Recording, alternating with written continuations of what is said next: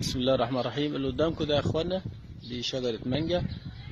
الإصابة اللي قدامكم دي حاجة اسمها الانسراكنوز. تمام. اللي قدامكم دي الإصابة دي اهي دي حاجة اسمها الانسراكنوز.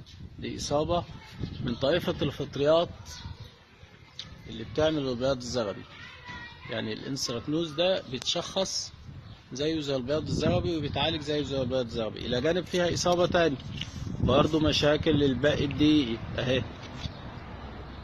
مشاكل الباقي الدقيقي اهي اللي انتوا شايفينها اهي. الإصابات دي كلها باقي دقيقي يعني كده. دي مليانة يعني إصابة انسراكنوز شديدة وإصابة باقي شديدة للأسف. ده مع الوقت بيهلك الشجرة ويخلي إنتاج الشجرة ضعيف، وممكن مع الوقت الشجرة تموت عندك. شايفين حجم الإصابة؟